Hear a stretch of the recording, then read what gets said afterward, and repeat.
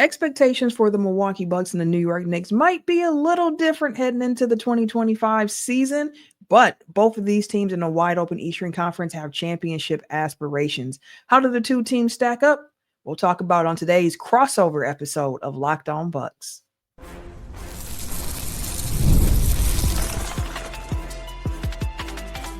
You are Locked On Bucks, your daily Milwaukee Bucks podcast, part of the Locked On Podcast Network, your team every day.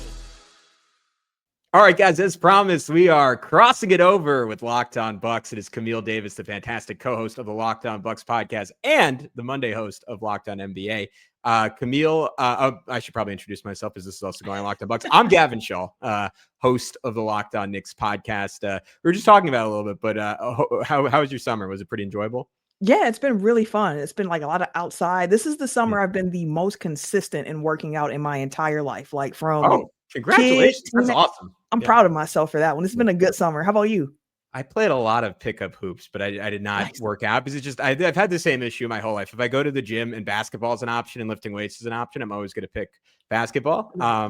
But that is neither here nor there. What is here and there, maybe, is the Milwaukee Bucks having a very eventful summer, kind of similar to the one the Knicks had a year ago, where it feels like not too many players changed, but because of the one they moved on from, the entire complexion and maybe future of the team changed. I'm sure even Knicks fans are familiar with this, but if they needed a recap, Milwaukee decided to, in a rarely done move, waive and stretch Damian Lillard, who was going to miss this entire season. I believe it was slated to miss this entire season with a torn Achilles. And they did so to steal Myles Turner from their division rivals in just a stunning move.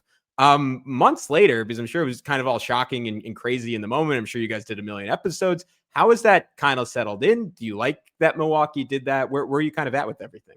Yeah, I really like it. I know in real time, one of my thoughts was like, dang, I kind of feel for Dame in this situation as well. Like just the whole move did not work out in Milwaukee. The Damian Lillard, Giannis partnership had some fruit to it. Like they were the highest scoring duo in the league last year, but it just still wasn't all the way right. And the Bucks realized, with Dame out this upcoming year, got to move on from him. So I felt for Dame at first, but him ending back up in Portland, recently saw reports from him saying how he's just happy right now in this time in his life. So if Dame's happy, Dame's cool. I'm good with that as well. And for the Bucks on the on-court fit, Myles Turner just checks all the boxes of the type of big that you want next to Giannis. Like it's a lot of what Brook Lopez gave you.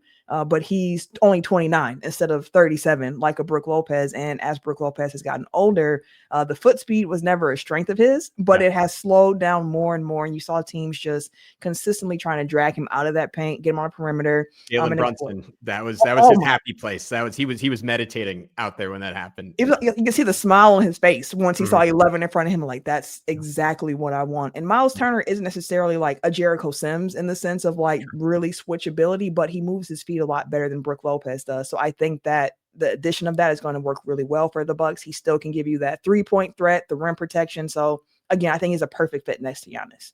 All right. So talk to me a little bit about the macro reasoning, because I went through like just a tumult of emotions about the move in the sense, like on one hand, like I think the clinical robotic part of me was like, all right, like I don't, and maybe you disagree with this. Like, I still don't think Milwaukee is positioned to win a championship. They kind of lose all financial flexibility going forward because of the stretch. And obviously the cap will continue to go up. There will be avenues for Milwaukee to add and improve their team. They're going to be able to trade draft picks again over the next couple of years. While right now they don't have a lot of draft equity. So on one hand, I'm saying like, all right, your goal is to win a championship around Giannis. This guarantees that you're going to be better than you would have been next year, but maybe erases that championship ceiling. And then the other side of that conversation is like, one, like, first of all, and Bucks fans are probably all saying this, listening to a Knicks guy talk about this. Milwaukee's done something the Knicks haven't done in the last 50 years and won a championship. And you can operate under the premise everything else is gravy. And there is like a certain bit of just franchise pride in saying, hey, like clearly there was a conversation where like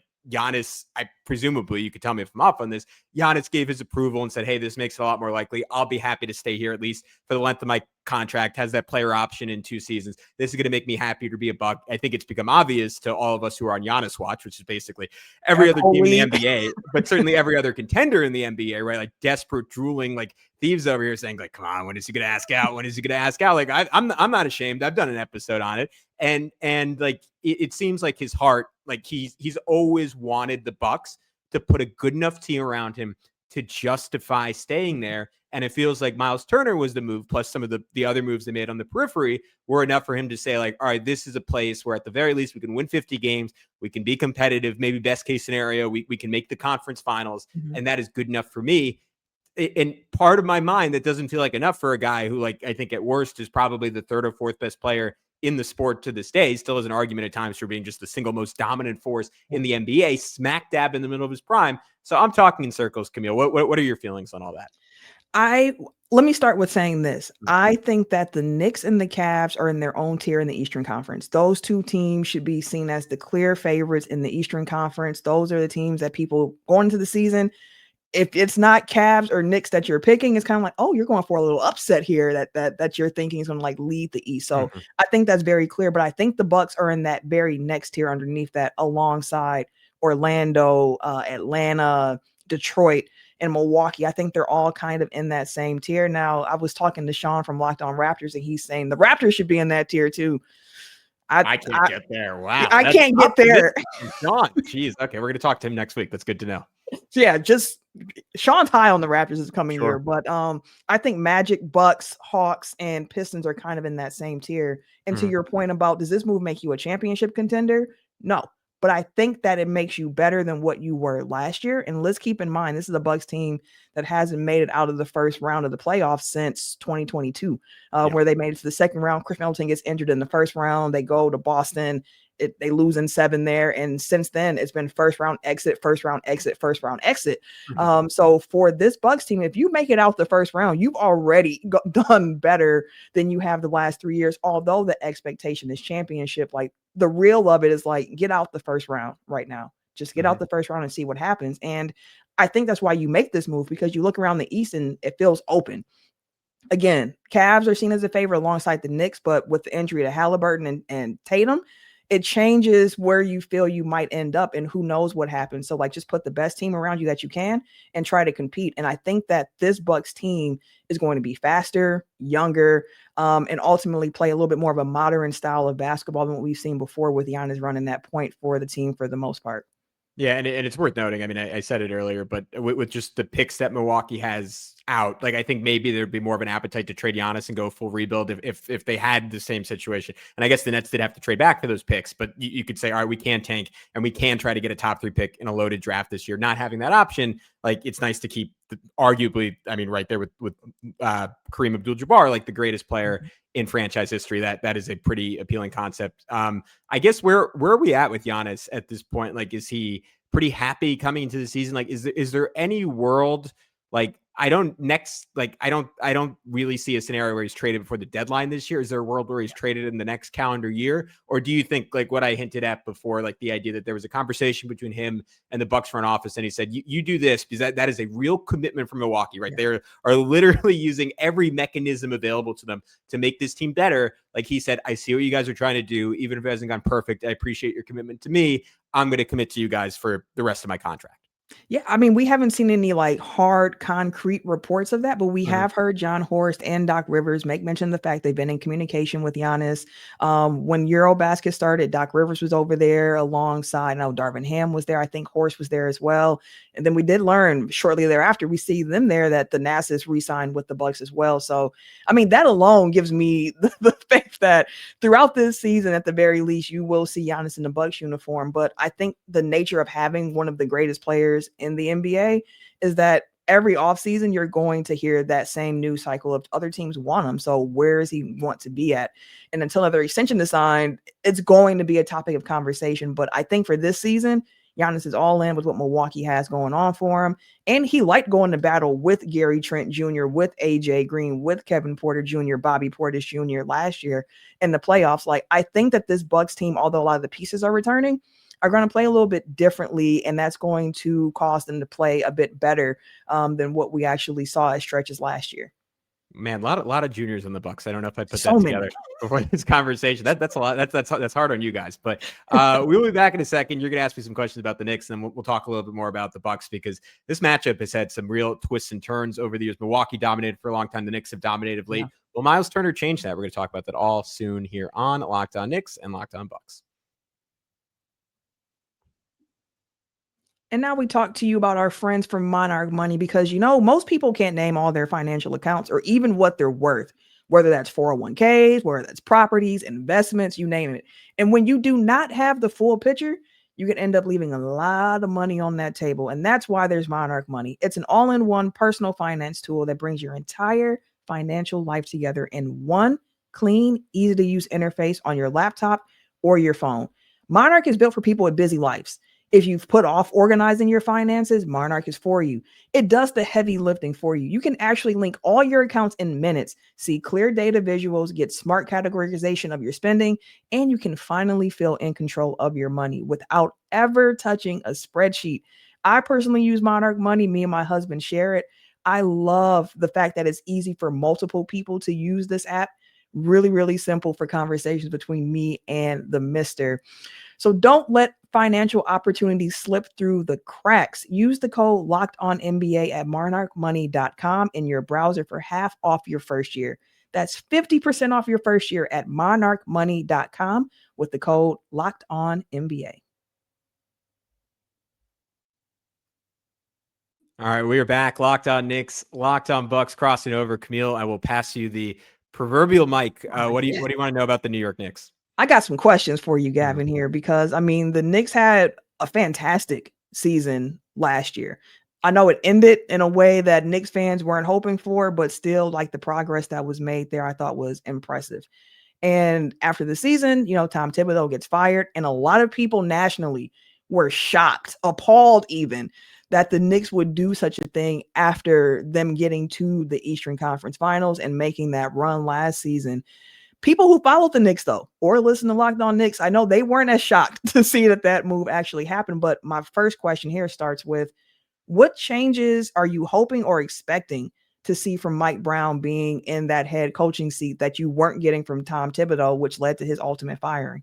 Yeah, I think the one word to sum it up would be flexibility, because the one word to sum up Tom Thibodeau would be rigidity, and that was a strength in a way. Like, if I could make an analogy, it was like a big oak tree, right? Like, the Knicks were tough. Like, they consistently over 5 years just beat the crap out of the worst teams in the NBA, right? And they were competitive night in, night out. They fought through injuries. They played long minutes. Like, there was a certain fight to them and like a competitive spirit that Tom Thibodeau brought. That like he brought professionalism and respect back to this franchise, right? And as someone who was called for him to be fired on and off over the last 3 or 4 years, I have to acknowledge there's a world where this backfires on the Knicks, right? And they lose something that like they didn't even like maybe fully appreciate they have, and they don't get as far as they did because he was the best coach this team had in the last 25 years. That being said, I kind of think it's hard for this to be a mistake, because I never saw a championship ceiling with a Tom Thibodeau coach team. Look, you give him the Thunder roster. I'm not saying like he's not capable of coaching a team to a title. I don't think he was capable of having a team play like way beyond its talent in like a championship context, right? More of a floor raiser than like a true ceiling raiser. And Mike Brown was a fascinating hire in that, like, I think his reputation and his profile for most of his career was somewhat similar to Tom Thibodeau, right? Like a little rigid, little old school in some ways. But I do think there are some encouraging signs that he's going to play a deeper bench than Tom Thibodeau, very famously. I'm saying this stat every single episode, so I apologize to the Knicks listeners, but I think it'll be fascinating for the Bucks ones. The Knicks starting lineup played 1,800 possessions last year. That was about 500 possessions more than any other 5-man group in the NBA. And throughout 2025, that lineup was not good. In fact, they were actively bad. They were a net negative, which didn't make sense with all the talent, right? It was Jaylen, Brunson, Josh Hart, Mikal Bridges, OG Anunoby, Karl-Anthony Towns. That at the minimum should be a plus lineup. And I think it was because of Tom Thibodeau's like one unwillingness to like acknowledge that lineup with Josh Hart didn't work. His team started putting their bigs on Josh Hart, their wings on Karl-Anthony Towns. And the Knicks never really found a schematic answer to that. And they didn't find like a strategic answer to that in terms of making an adjustment and maybe starting Deuce McBride, or like eventually, like it took until game 3 of the Eastern Conference Finals where Tom Thibodeau was like, fine, I'll start Mitchell Robinson. And even that only happened because Josh Hart said like, hey, I think we should do this. I'm willing to go to the bench. You're not going to hurt my feelings. Let's do this. So the biggest thing is like, even if the starting lineup's ultimately the same, and it wouldn't shock me if that's the case, We get one, like more schematic versatility in that lineup, more time with Jaylen Brunson off the ball, maybe more versatile coverages defensively. Tom Thibodeau like essentially played no zone while zone defense, I think, was largely up over the NBA. The Knicks didn't do it except for inbound plays. It was a lot of Karl-Anthony Towns drop, which generally did not go well. Mikal Bridges struggled as like an on-ball, like one of the worst screen navigators in basketball last year. Again, I think some of that is because Cat was so exceptionally poor in drop a lot of the time, but it just didn't work. So I'm hoping for new scheme. And then even if the starting lineup is ultimately the same, and I'm not sure if it will be, but if it is, like we just get a bunch of different lineups. Like look at a team like the Cavs. I think their most used lineup played something like 500 possessions together. If there could be some middle ground for the Knicks between those two, and they just try a bunch of different lineups in the playoffs, they know what they want to go to instead of figuring it out on the fly. I think they're going to be much better equipped to have success in the playoffs. And that's saying something given they got within 2 games of the NBA Finals.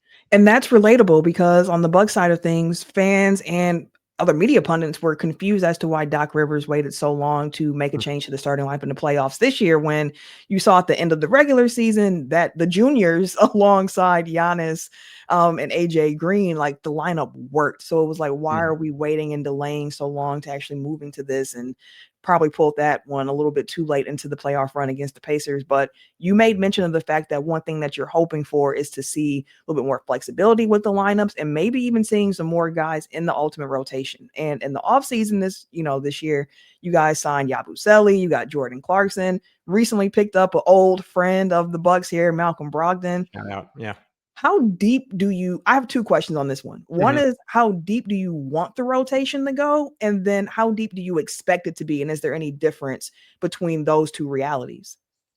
That's a great question. It's one we had Chris Persianen on, who covers the Knicks for Clutch Points, and I was asking him, like, wait, so are the Knicks, like, am I just Tibbs pilled? Like, can the Knicks really play a 10-man rotation? Is that allowed? Like, will they get fined by Adam Silver? Will MSG just blow up? Like, what's going to happen? And I think the answer might be the same for both, and that it's they will play a 10-man rotation. And before I would have said 9, because it feels like they have enough quality depth. And even before bringing Brogdon and Shamet, like I thought they had real questions 10 through 15, and they were going to have issues if there were injuries. And last year, the Knicks were like exceptionally lucky from a health point, like outside of Jaylen Brunson missing 15 games and Josh Hart and Karl-Anthony Towns playing through issues. Like they didn't really have a point in the season where they were missing their top end talent. And that was needed because the Knicks had a pretty poor bench last year. And now it actually feels like they have the bench to handle that. But even given that, like, and how strong they're 6 through 9, where I was like, all right, they're going to go 6 through 9. You're going to play Jaylen Brunson more like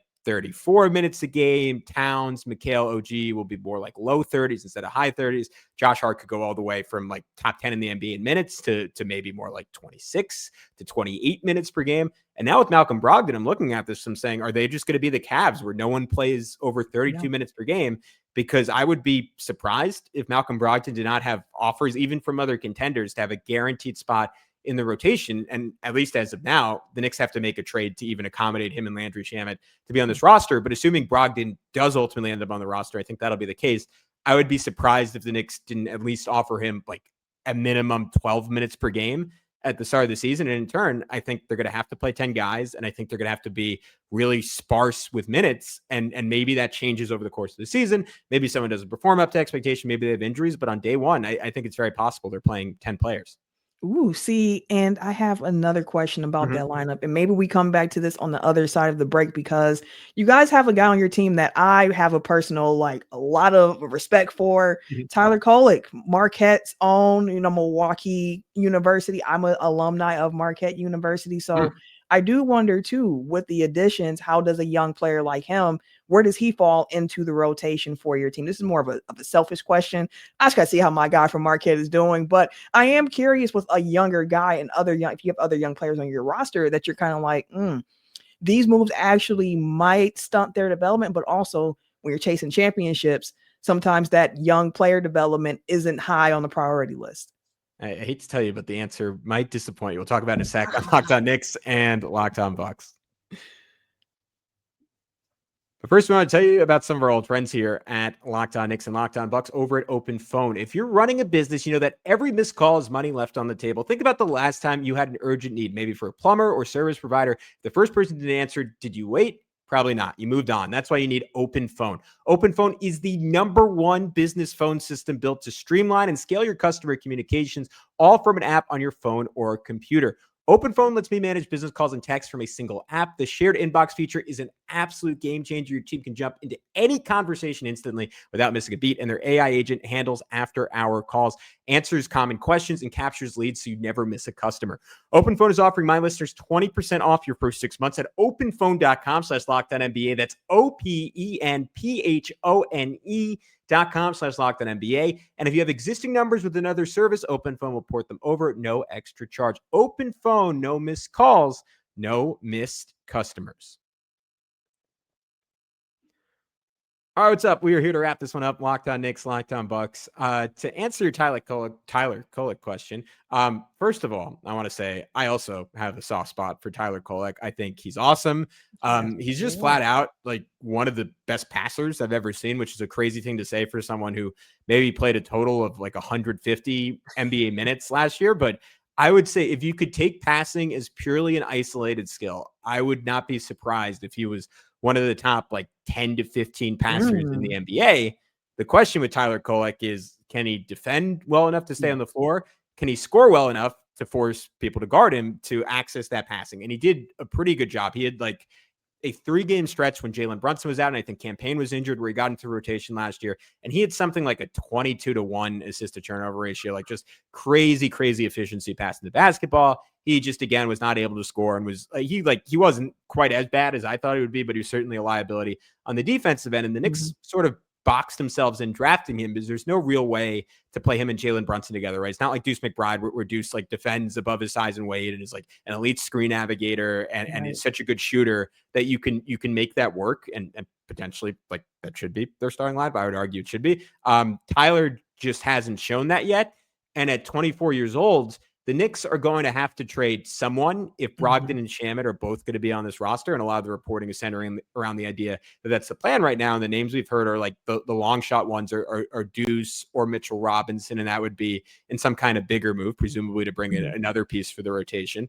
Or one of Pacome Dadier and Tyler Kolek. Pacome makes more sense, and that would open up a lot more financial flexibility for the Knicks, and they'd be more likely to be able to bring in a 15th man earlier in the season, and it would generally just make things more comfortable for them. But he's only, I think he just turned 20 years old, while Tyler's 24, turning 25 during the season, and does not have a clear role in this team, while the Knicks have a pretty obvious need for like a 6'8", potentially two-way wing with some development. So I think odds are, and this could be bad news in that he's moving on from his first NBA home, maybe good news. Maybe the Milwaukee Bucks will be the team to trade for him, but I do think the Knicks are, I'd put it at like 40% chance they trade Tyler Kolek before the season starts. Could see that happening. Just had to ask because I know you're watching them more consistently. I was like, man, Tyler, when I would see the flashes, I'm just like seeing the Marquette guys in the league. But something I kind of touched on as well, and I'm just curious to know where you think, as we are ramping up for the season to get started in almost a month, a little bit over a month now, the regular season kicks off. And I mentioned to you that I think that the Knicks and the Cavs are in a tier of their own in the Eastern Conference. If the Knicks aren't a top 2 seed this season, will it be considered a disappointing season? Like, are expectations in New York this season like it's finals or nothing? Like, we made it to the Eastern Conference Finals last year. Yeah. If we don't get back there into the finals, the season is not a success. If we're not top 2, I'm not sure if the seeding regular season matters in New York. But like, what will make the season disappointing? And I mean, ultimately, the championship is the goal. But like, what are expectations for the Knicks? Yeah, I think two different answers there. I don't think the seed should matter all that much. I think the Knicks should be a top 2 seed, like as talented as Orlando is, and they should. I think Orlando has a chance to be a monster regular season team. It wouldn't shock me if it all comes together and they win 55 games. To me, they're kind of the biggest threat of those teams to jump the Knicks. I could see the Pistons like topping out high 40s. I think the Hawks are going to be quite good, but there's just some injury concerns there. I think it's going to take some time for all those pieces to fit together. I think Milwaukee, like, there's less of range on them than other teams. Like, I just think if Giannis is healthy, they should win 50 games, but I don't really see a world where they get to mid to high 50s. I think Orlando's probably we'll be happy. Ain't done that in a couple of years. Yeah. So maybe high 40s, but like, I don't know. I think Giannis just kind of guarantees that as a baseline. I think that, so I say all that to say that Knicks should be a top 2 seed, but with injuries and also the idea that like Tom Thibodeau pressed so hard for that home court advantage and tried to win every game. And I would much prefer if the Knicks prioritize, right, just being 100% healthy, 100% rested going into the postseason, like there's no Boston looming where it's like, I do not want to see them in the second round and have to go there. And granted, the Knicks saw that boogie monster and conquered that boogie monster, but that was the fear last year. The Knicks were trying to avoid that, and they ultimately could not avoid that matchup in the second round, and ended up working out for them. Like, I don't put Cleveland in that tier of threat, right? Like, I think I don't think the Knicks will feel any fear like walking. Is it still Quicken Loans Arena? I'm not sure, but we'll feel any fear like walking into Cleveland for a game one. They might not win that series, but I think they should be fine with that. The priority in the regular season should be health and just figuring out exactly what your roster is, given that this is probably going to be the team for the foreseeable future, and just experimenting both tactically and lineup wise as much as possible. But in terms of playoff result, I think anything short of the NBA Finals is a disappointment. And look, Bucks fans know this better than anyone, right? Like, you could have an injury, and all of a sudden, like you could say, all right, well, we can't say this was a bust because Giannis got hurt, right? So we don't know what this team would have gone, or Dame tore his Achilles. So we don't know what would have happened. But if this team is healthy, like, when are they going to have a better opportunity, right? The Pacers are out. The Celtics, maybe they get Tatum back late in the season, like zero front court rotation. The Celtics are out as threats. Milwaukee, in my mind, is not as scary as they were a few years ago. Orlando is good, but that's a group that's never won a series. The Knicks just beat Cleveland a few years ago. Cleveland's never gotten out of the second round. Like, the path is there for the Knicks. This is far and away the best opening day roster they probably had in 30 years, right? Since like the heyday of Patrick Ewing. I don't think there's an excuse for a healthy-ish version of the Knicks to not make the finals. And that's not saying Cleveland isn't very good. Like, I think that would be a toss-up series between those two teams. I just think if you're going to do it, this is the year to do it. That makes a lot of sense for me. I think expectations for the Bucks, I've been saying, I think that they should probably finish between 4 and 6 in the East, somewhere in that range this year. If something happened where the Bucks turn out and they have like a top 5 defense, top 10 offense, and they end up just kind of racking up wins, and people are like, I could see them jumping 3rd, maybe 2nd, but that's like literal best case scenario. Everything broke right. Kevin Porter Jr. took a jump. AJ Green took a jump. Gary Trent Jr., Kyle Kuzma playing better than what we saw last year in a Bucks jersey as well. So if all those things happen, I think they could jump that. But realistically, I'm thinking that they'll probably be in that 4 to 6 range, really just trying to fight and make sure to stay out of the play-in. But again, I'm going into this season, and people who haven't been tapped into Locked On Bucks might be surprised to hear this, but I'm very excited for this upcoming season. Loved having Dame on the team because of the excitement of just the offensive possibilities with Dame and with Giannis. They were the leading scoring duo in the NBA last year with 55 points. Going to be really hard to replace the points that Dame gave you and the assists. He was the assist leader for the Bucks last year as well. So you're losing some of the playmaking, some of that 3-point ability as well. But I think the team overall fits a lot better. We talk about like the weak link theory in the NBA, and with the roster as it is, like, for all of the offensive genius that Dame gives you, he still is a 6'1" point guard that's a little bit older now, and defense has never been a strong suit for him. And now the Bucks are going to be able to put in some guards that can lock up a little bit too. Like Ryan Rollins is a name that most people don't know, but he's somebody I think could have a really big year for the Bucks as well. In addition to a Kevin Porter Jr., Cole Anthony can be that offense off the bench for you with the Bobby Portis Jr. as well. So I like the options. And Jericho Sims is somebody who I'm not sure his role in the rotation for the Bucks, but it's a nice option to have a big like Jericho Sims to come out there. It's just spacing with him and Giannis. They got to make sure that they do that correctly. But yeah, for the Bucks, I'm really excited for this season. Honestly, probably even more excited than I was last year heading into the season, just because it feels different. Like I've been saying, I want this Bucks team to be constructed where Giannis is like the oldest Buck. Like we have to go that route. He cannot be middle of the pack. He has to be the oldest guy. And we're there. Him and Bobby and Myles Turner are really your OGs. Gary Harris is on the roster as well, but not someone I expect to have a lot of playing time. So they've subscribed to that, and I'm really excited to see that in action.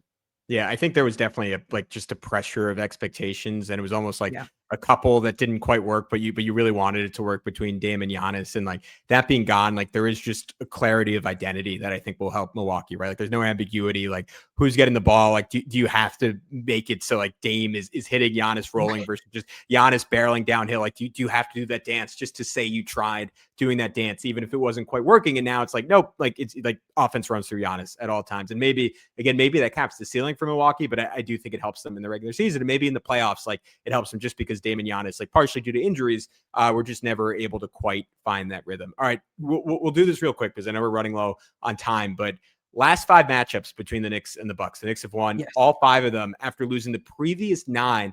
This is what I didn't quite remember this. The Knicks have won those last 5 matchups by an average of 17 points per game.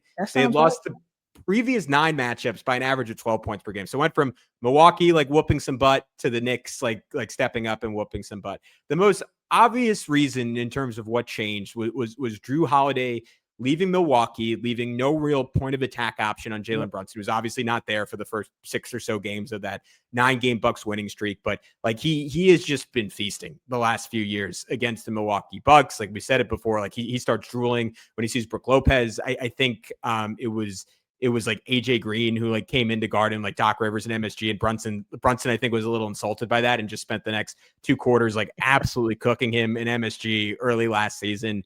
And then on the other end of the floor, like I think it was really big for the Knicks to have OG Anunoby. And look, there is no like Giannis stopper in the NBA, but OG is one of the few defenders in the league that's like freakish enough and has the movement skills and the strength to at least say, hey, we could throw him on Giannis, and with minimal help, Giannis will hit 30. It'll probably be a pretty efficient 30. There'll be a few loud dunks, but you don't have to worry about him scoring 60 if you're not doubling every single time. I'm sure the Knicks still doubled plenty, but it is a difference maker to have OG Anunoby in that matchup. And I'm curious your take if anything changes in the matchup this year. I do agree with you that having Turner, and like you took the words out of my mouth earlier, like having Turner is the single biggest thing, and just having some coverage versatility, someone who like has experience hanging on an island with Jaylen Brunson in high stakes games and like holding his own and like not just getting toasted like Brook Lopez, or not giving up walk-in threes like Brook Lopez did. I think that alone helps Milwaukee a whole lot. Yeah, I mean, Jaylen Brunson is a drop killer, and that's the primary defensive system that the Bucks love to run, especially with Brook Lopez out there. Like he is so efficient in that mid range. He likes the floaters. He just has a really crafty game. So we're giving him space. He's going to take it, and gladly so. So I think for this year coming up, that's a test for the Bucks. Like they did not do well against New York. They didn't do well against Cleveland. They didn't do well against Boston. They didn't do well against any of the top teams in the East last year. So these are matchups for me where I'm really like, let's see how you actually match up throughout the season with some of the top competition in the East. And for the Knicks, my concern for the Bucks is like, I love that trio of Kevin Porter Jr., AJ Green, Gary Trent Jr. running out there on the court. But your tallest guy there is 6'5". So like for positional size point guard, sure, you got it. Shooting guard a little bit, but on the wing, I think the Bucks just kind of lack a bigger wing defensively. And especially against a team like New York, where you guys are pretty much all big wings and Jaylen Brunson and then Cat there, it can be difficult. But a positive is that a lot of offenses tend to run through those bigger wings, like in Boston, where you got to deal with Tatum and Brown and try to figure out how you're stopping 2 elite wings there. So I think the Bucks will have a little bit of a better showing this upcoming season. They're going to have to throw a lot of different guys at Jaylen Brunson. That's going to be the question of how can you stop them? And for the Knicks, how can you stop Giannis? But again, few more proven options on the Knicks to at least throw at Giannis than what the Bucks have shown so far to throw at Brunson.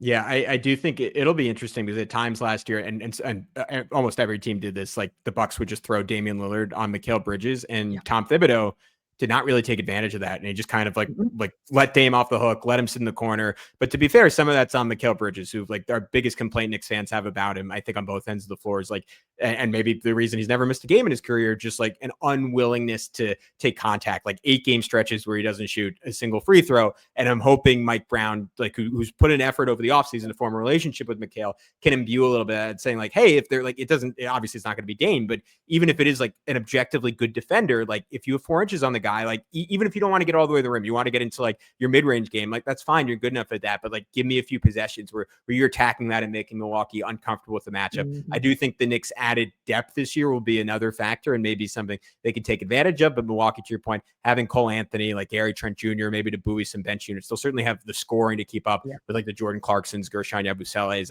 I just think the Knicks having that second star with Cat and the versatility of their wings could be a difference maker where they're going to play 48 minutes, I think, with just like to your point on weak link theory, just competent NBA players across the board. And that is going to pose a real threat to the Bucks. But Camille, this has been a great conversation. Can you let Knicks fans know where they can find all your great work if they want to learn a little bit more about the Bucks? Yeah, for sure. Monday through Friday, as you guys know, all the everydayers know, Locked On Bucks. You can catch me and Justin Garcia, the other co-host of Locked On Bucks, over there. As Gavin mentioned at the top of the show, also doing Locked On NBA on Mondays as well. So, yeah, that's all the NBA coverage for me outside of the Technical Foul podcast. I do weekly where we talk NBA, NFL, and pro wrestling. And then I also have some Packers pods, but I'm not sure this is the audience for some Packers pods. Hey, you know, Green Bay's cooking. I mean, best team in the league so far. I can't talk any crap. I'm a Giants fan. So we'll end it right there. Check out Locked On Knicks wherever you can find podcasts. We'll talk to you soon on Locked On Knicks and Locked On Bucks.